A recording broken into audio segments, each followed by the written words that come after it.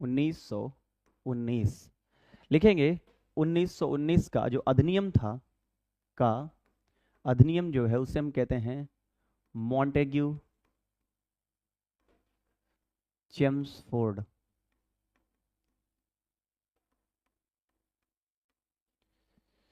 Montagu Chelmsford अधिनियम था ये अपना। क्या क्या जानना है, ध्यान से सुनना।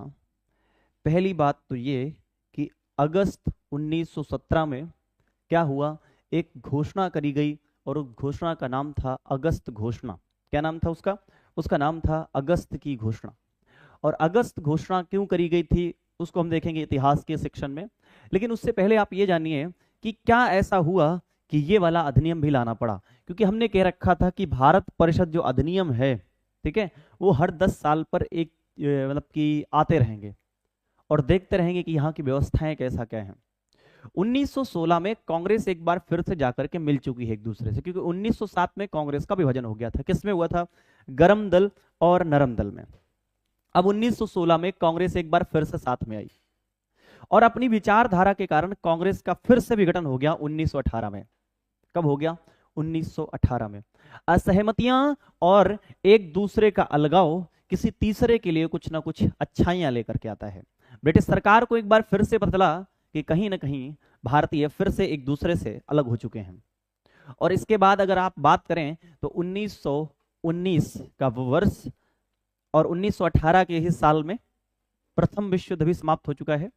तो इन्हीं सारी बातों को ध्यान में रखते हुए अब 1919 का मॉन्टेग्यू चेम्सफोर्ड अधिनियम आता है। यहां पे याद रखिएगा, जो मॉन्टेग्यू है ये भारत सचिव है, भारत सचिव है। अगर कोई आपसे पूछे कि भारत सचिव का पद किस अधिनियम के द्वारा शुरू किया गया था, तो आप कहेंगे 1858 के अधिनियम के द्वारा या परिषद अधिनियम के द्वारा। और चेम्सफोर्ड कौन है? तो ये था वायसराय ऑफ इंडिया, भारत का वायसराय था, ये था वायसराय। शुरुआत करते हैं कि 1919 के अधिनियम में क्या क्या चीजें थी उनको देखते हैं। किस वर्ष लागू हुआ? तो 1921 में लागू हुआ था जी। अब आगे चलते हैं। 1919 के अधिनियम को अगर बात करें तो यहां पे हम देखेंगे चल करके कि इसमें द्विसदनीय व्यवस्था की शुरुआत करी गई। और यही वो अधिनियम था जब प्रांतों की तरफ द्वैध शासन को लेकर के आया गया। तो आपसे पूछेगा प्रांतों में द्वैध शासन की शुरुआत कब करी गई थी? तो प्रांतों में द्वैध शासन लागू कर दिया गया 1919 के मॉन्टेग्यू चेम्सफोर्ड अधिनियम के द्वारा। इसके बाद क्या होता है, इसी अधिनियम के द्वारा पहली बार एक समिति बनाई गई, और जो भारत में सबसे पुरानी समिति कही जाती है, जिसका उल्लेख भारतीय संविधान में है। और उस समिति का नाम था क्या? उसका नाम था लोक लेखा समिति। क्या नाम था उसका? लोक लेखा समिति नाम था उस समिति का। और यही वो जो समिति है जिसका नाम लोक लेखा समिति है, ये क्या करती है, कहाँ पे खर्चा हो रहा है, कहाँ पे कम हो रहा है, कहाँ पे ज्यादा हो रहा है, इस प्रकार की चीजों को देखने का काम कौन करता है? तो लोक लेखा समिति करती है। डन है क्या? जी हाँ। आइए जरा सा देखते हैं इन्हीं सारी चीजों को वन बाय वन करके। पॉइंट नंबर फर्स्ट आप लिखेंगे 1919 का अधिनियम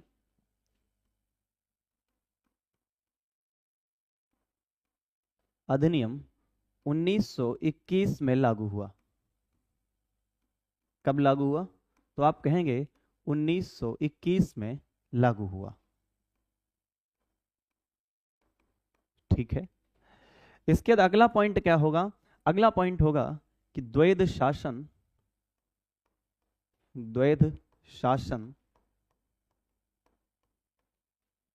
को प्रांतों में लागू कर दिया गया। मैंने आपको बाकी द्वैध शासन के बारे में कल थोड़ा सा बताया था। अगर आप चाहते हैं, जानना चाहते हैं द्वैध शासन क्या होता है, तो आप पिछली क्लास को जाकर के देख सकते हैं, उसमें सब कुछ बता दिया गया है। इधर देखिए, तो प्रांतों में द्वैध शासन को लागू कर दिया गया, लागू किया गया। और इसके तहत क्या हुआ कि जो विषय थे यानी कि जो टॉपिक थे उनको दो भागों में बांटा गया। इससे पहले आप एक बात यहां से जान लेंगे कि जो द्वैध शासन है कभी पूछे कि डायरकी होती है, who is the father of dyarchy, या फिर द्वैध शासन का जनक कौन है, तो कभी भी याद रखिएगा द्वैध शासन का जनक था लियोनस कार्टिस। कौन था? Lionel Curtis was the father of dyarchy, यानी कि द्वैध शासन का पिता कौन, तो आप कहेंगे लियोनस कार्टिस था। ठीक है भाई। अब इस द्वैध शासन के तहत जो विषय थे, जो विषय हैं, विषय, तो यहां से याद रखिएगा कि विषयों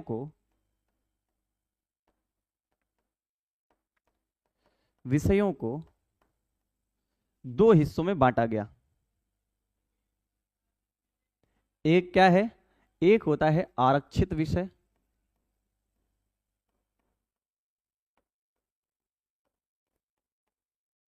आरक्षित विषय, और एक था हस्तांतरित विषय।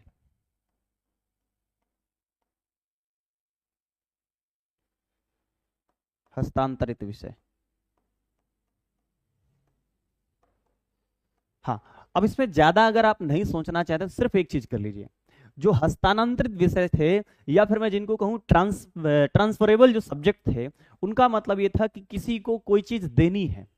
अब देने के लिए सामने किसको दे सकते हो, तो आप यही कहेंगे भारतीयों से ज्यादा लेने के लिए उस समय कौन बैठा था, क्योंकि यही थे जिनको कुछ ना कुछ अंग्रेजों से चाहिए होता था। क्योंकि अभी तक हम सिर्फ एक चीज की कल्पना करते थे, भारत में स्वतंत्र राज्य की या फिर स्वतंत्र देश की कल्पना नहीं थी हमारे पास। हम सिर्फ एक चीज चाहते थे कि ब्रिटेन हमारे ऊपर अपना कब्जा बना के रखे, वो यहां पर सारी चीजों को देखते रहे, लेकिन हाँ एक डोमिनियन स्टेटस की तरह हमको देखें।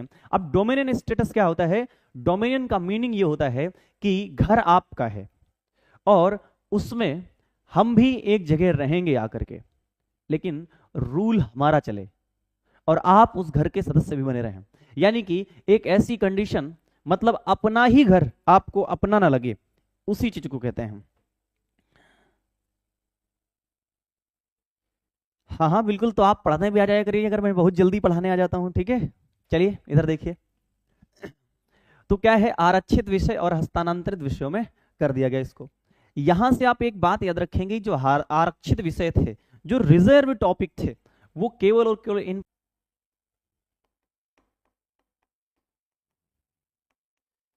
और ये जो हमारे टॉपिक हैं, यहां पर किसके पास अधिकार है? हस्तांतरी। यहां पर भारतीयों को भी शामिल किया गया।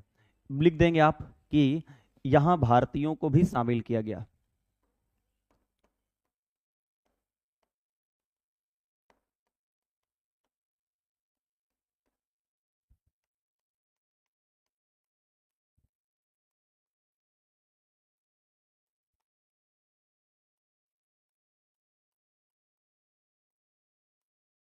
भारतीयों को भी यहां पर शामिल किया गया। ठीक है, ये भी बात आपको समझ में आ गई होगी। तो पूछेगा कि बताओ द्वैध शासन में विषयों को कितने हिसाब से बांटा गया था? दो प्रकार से बांटा गया था।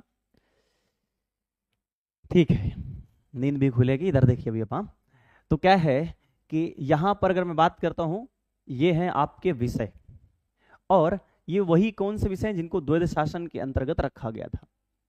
अगले अगर मैं बात करूं कि द्वैध शासन के पश्चात यहां पर क्या हुआ, यहां पर जो आपका पृथक निर्वाचन था, ध्यान से देखिए, मैं कह रहा हूं जितना इसमें करा दूंगा आपको यही पूछेगा पेपर में जब पूछेगा। द्वैध शासन के बाद अगर मैं बात करता हूं पृथक निर्वाचन की, सेपरेट इलेक्टोरेट की, पृथक निर्वाचन, जो आपका पृथक निर्वाचन था, इस पृथक निर्वाचन में आपने एक बात याद रखनी है। क्या है वो बात? वो बात इतनी सी है कि पृथक निर्वाचन वहां पर पहले केवल मुस्लिमों को दिया गया, पृथक निर्वाचन का विस्तार हुआ, मतलब और भी लोगों को दे दिया गया, विस्तार हुआ। तो किसको किसको दे दिया गया?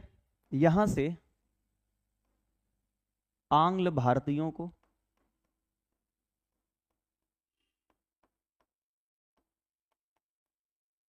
आंग्ल भारतीयों को,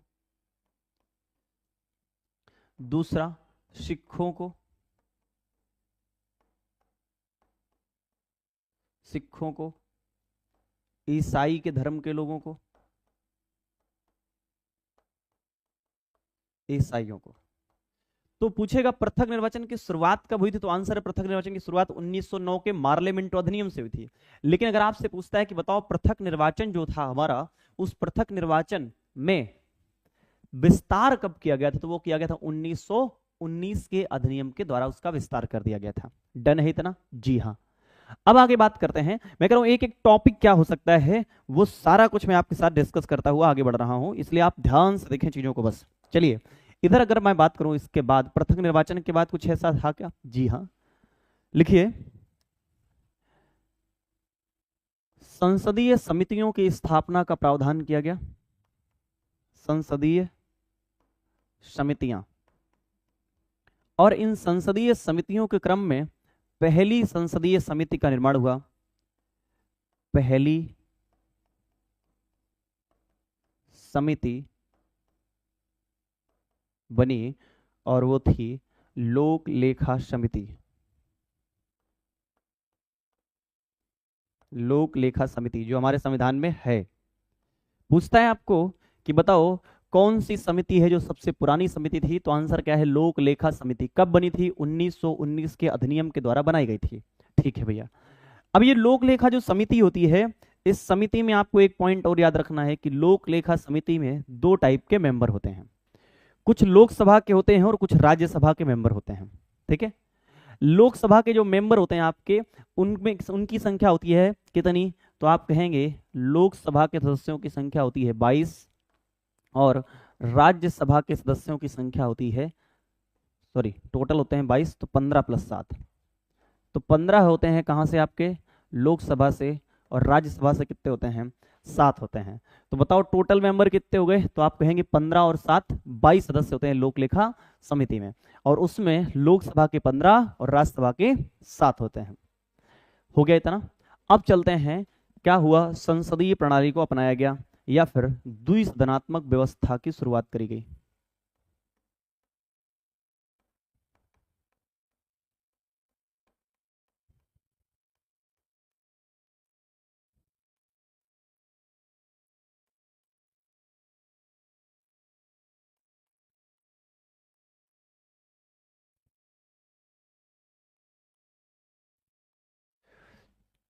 काहे की शुरुआत हुई? तो आप कहेंगे द्विसदनीय व्यवस्था की शुरुआत की गई। ठीक है, इसी अधिनियम के तहत एक काम हुआ कि यूपीएससी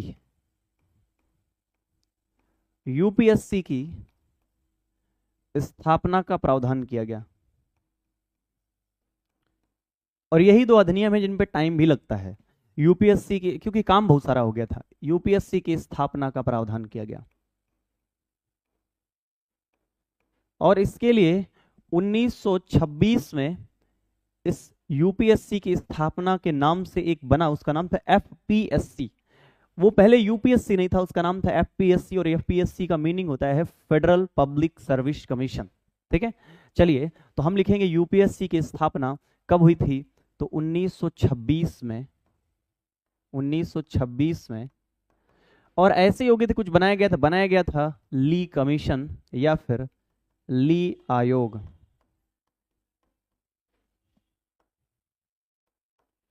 ली आयोग के तहत किसकी स्थापना की गई थी? यूपीएससी की। और जब ये बना तो इसका नाम था एफपीएससी। इस एफपीएससी का पूरा नाम था federal public service commission.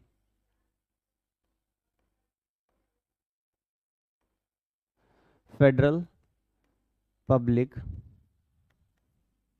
Service commission नाम था।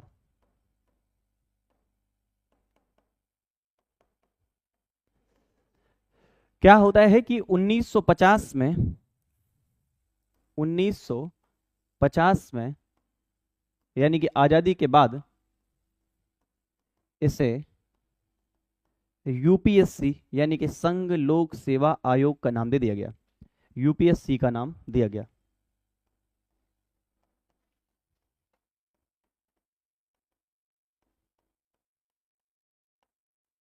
बना दिया गया।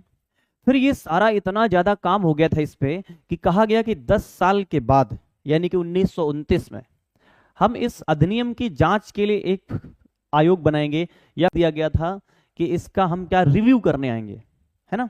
और उस रिव्यू करने के लिए हम क्या करेंगे, आकर के 10 साल बाद आएंगे, ठीक है।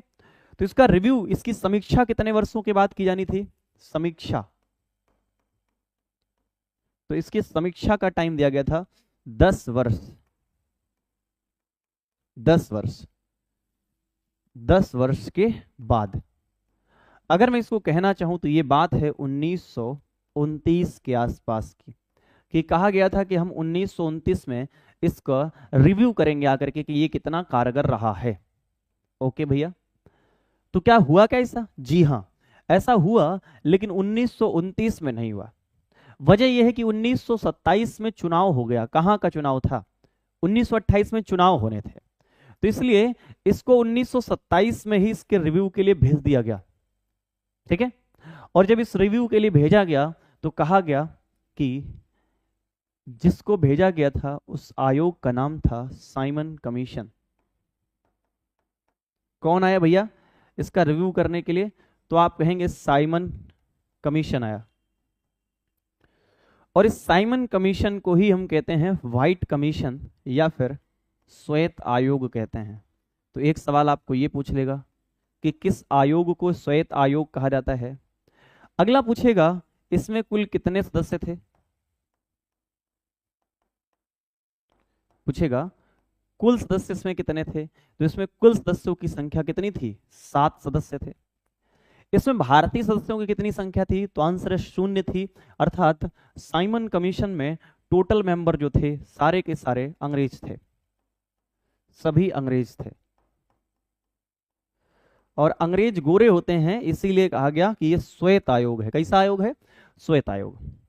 अब साइमन कमीशन का क्या होगा, विरोध हुआ और नारे लगाए गए साइमन गो बैक। और इसी विरोध में लाला लाजपत राय की मृत्यु हो गई। लाला लाजपत राय की मृत्यु हो गई। तो ठीक है भैया, लाला लाजपत राय की मृत्यु किसके विरोध में हुई, तो आंसर क्या है, साइमन कमीशन के अपोज करते समय, ठीक है। और कब हुई, 1928 में उनकी मृत्यु हो गई। चल, इसी 1919 के अधिनियम के द्वारा महिलाओं को पहली बार वोटिंग राइट दिए गए थे। देखो, वोटिंग राइट पहली बार कब दिए गए, 1892 यानी 1892 के भारत परिषद अधिनियम के द्वारा। लेकिन महिलाओं को कब दिया गया, आंसर 1919 के मॉन्टेग्यू चेम्सफोर्ड अधिनियम के तहत। चलिए इधर देखते हैं, अच्छा कहीं जगह है क्या, हाँ यहां आप लिख लीजिए, महिलाओं को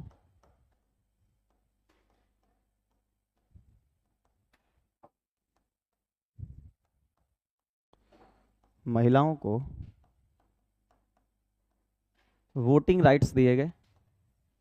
सभी को दिए गए, नो, कुछ महिलाओं को। अब आइए आप हेडिंग लगाइए 1935 का भारत शासन अधिनियम। 1935 का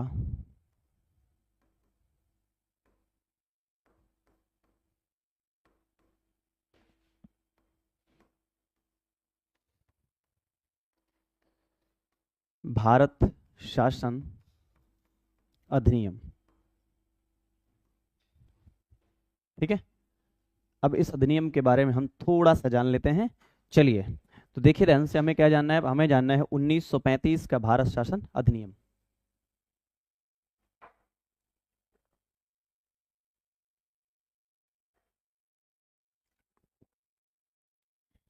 चलिए देखते हैं जरा से इसके बारे में।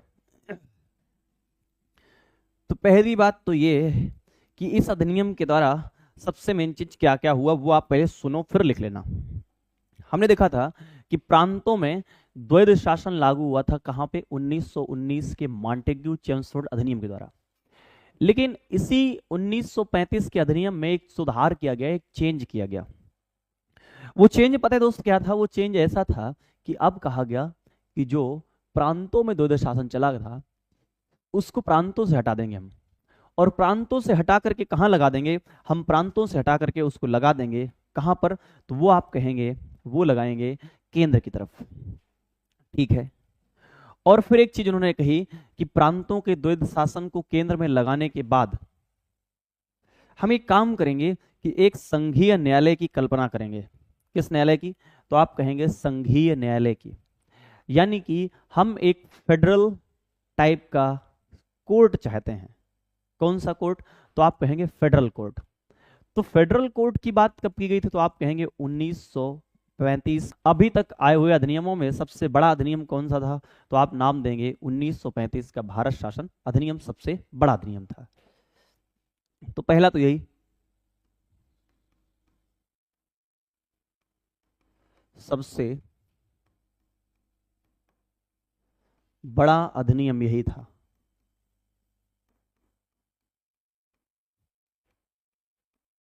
सबसे बड़ा अधिनियम था। जी हां, इतना आपको पता हो चुका है। इसमें कुल 321 धाराएं थी। कितनी? 321 धाराएं थी। ठीक है। फिर एक सवाल आपको पूछेगा, भारतीय संविधान पर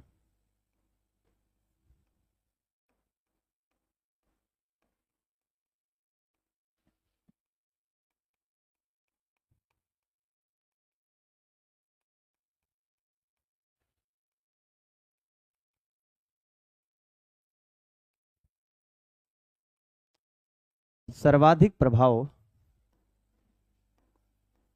किसका पड़ा? तो वही आंसर है। भारतीय संविधान में सर्वाधिक प्रभाव किसका है? तो 1935 के भारत शासन अधिनियम का है। जी हां, इतना भी याद हो जाएगा आपको। अगली अगर मैं बात करता हूं कि जो आपका 1935 का भारत शासन अधिनियम है, इस अधिनियम में अगला पॉइंट आप याद रखेंगे कि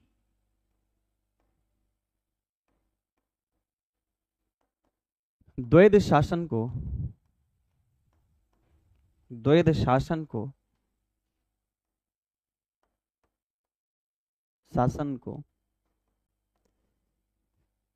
प्रांतों में लागू कर दिया गया। प्रांतों से हटाकर केंद्र में लागू कर दिया गया। प्रांतों से समाप्त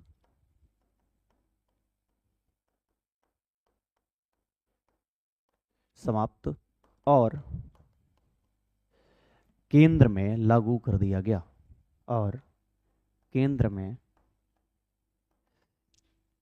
लागू किया गया।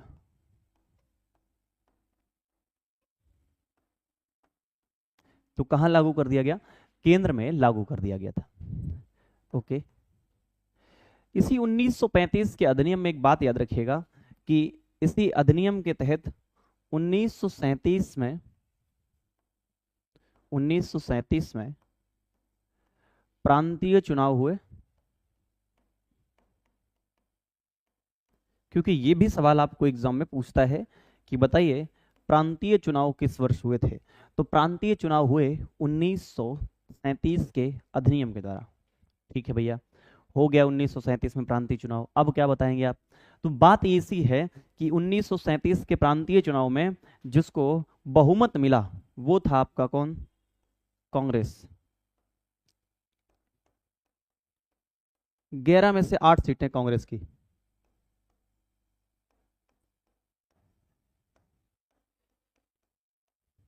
और मुस्लिम लीग ऐसे रह गई।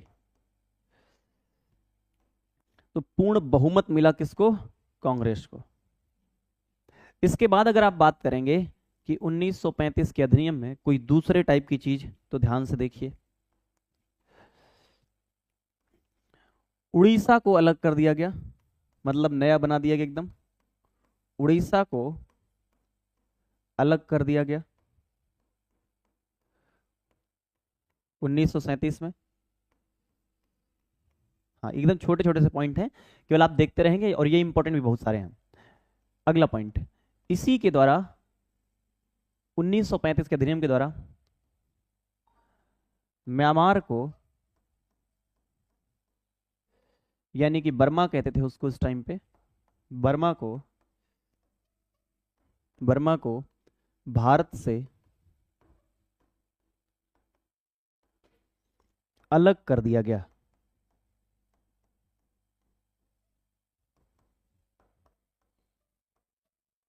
अलग कर दिया गया।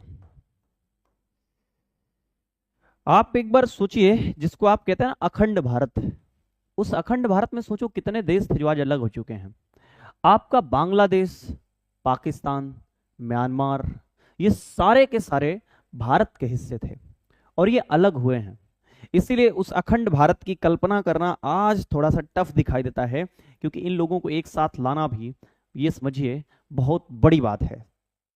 और आज की जो विचारधाराएं हैं वो बदली नहीं हैं, वो इतना ज़्यादा बदल गई हैं कि पॉसिबल लग ही नहीं रहा है कहीं से भी, है ना। चलिए, अच्छा, हम आगे देखते हैं। अब अगर मैं बात करूं, ये जो आपका द्वैध शासन हो गया, जो प्रांतों में, प्रांतों समाप्त हो गया, सब कुछ हो गया, म्यांमार को भी अलग कर दिया गया भारत से। लेकिन यहां पर 1935 में एक यंग 1934 में हिल्टन यंग कमीशन बना, और उस हिल्टन यंग कमीशन के द्वारा आरबीआई की स्थापना भी की जाती है। तो एक पॉइंट आप और ऐड कर लेंगे, और वो निजी बैंक था एक, ठीक है, 5 करोड़ की धनराशि के साथ हिल्टन यंग कमीशन। जो आपका हिल्टन यंग कमीशन है, इसी कमीशन के द्वारा 5 करोड़, ये भी पूछा गया पेपर में, कि धनराशि के साथ कुछ चीजें आप लिखिएगा। कैसा बैंक था? निजी बैंक था, और उसका नाम रखा गया आरबीआई की स्थापना हुई। याद रखना, ये प्राइवेट बैंक था। और दूसरी बात यह है कि जो आरबीआई था, इसका पहला गवर्नर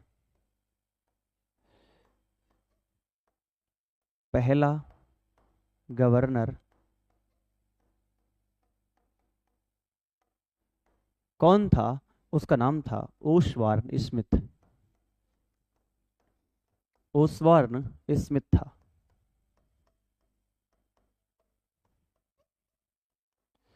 ओसवार्न स्मिथ जो है, इसका पहला गवर्नर बनाया गया। ठीक है भैया।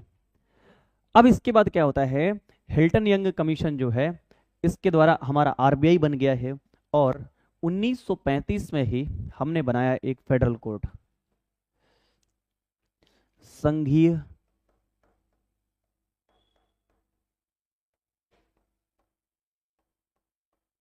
न्यायालय की स्थापना।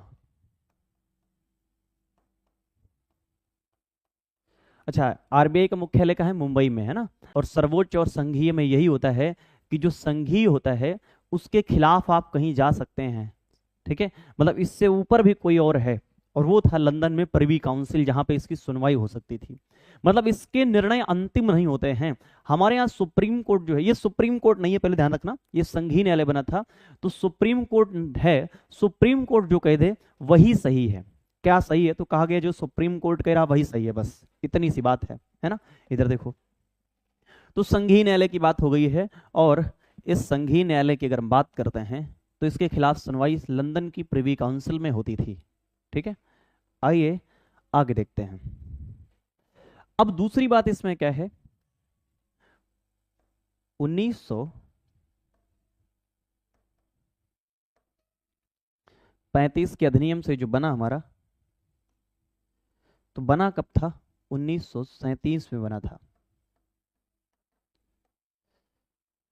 और इसका पहला जो जज था, जो सीजेआई था इसका, उसका नाम क्या था? उसका नाम था मॉरिस गोयर। मॉरिस गोयर, ठीक है।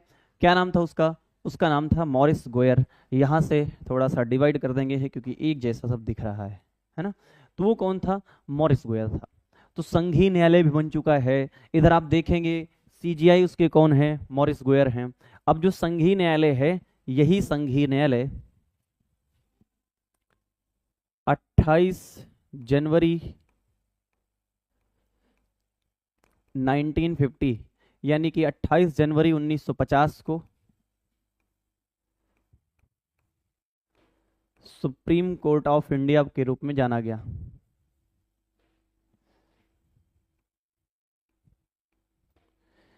50 को सुप्रीम कोर्ट बना।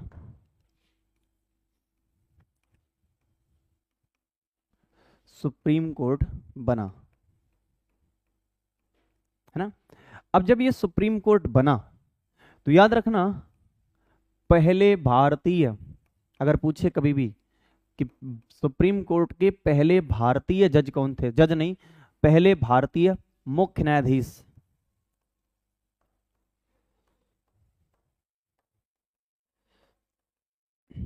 न्यायाधीश, वो थे H.J. कानिया जी, या फिर हीरालाल जे कानिया। 28 जनवरी 1950 सुप्रीम कोर्ट बना और पहले भारतीय कौन बने, वो थे H.J. कानिया बने। और जो आरबीआई बना था, उस आरबीआई का 1 जनवरी 1949 को नेशनलाइजेशन कर दिया गया। क्यों नेशनल क्यों करा, क्योंकि प्राइवेट थी, जी हां, को राष्ट्रीयकरण कर दिया गया।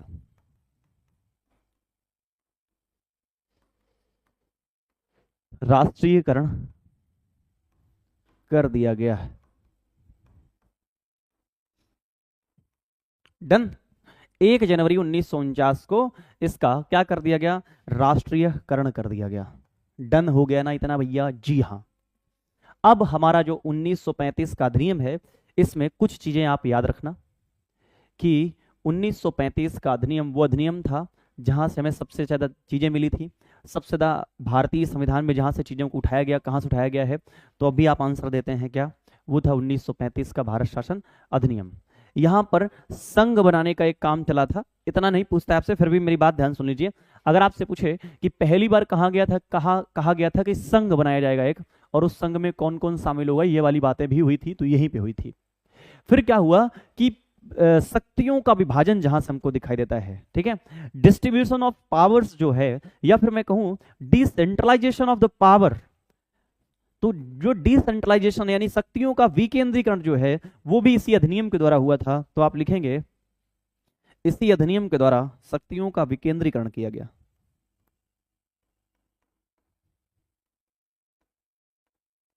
शक्तियों का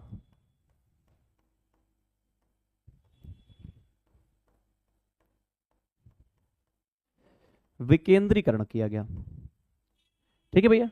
और जो शक्तियों का विकेंद्रीकरण है, इसका मतलब क्या है, यहां से पावर्स को 3 पार्ट में बांटा गया।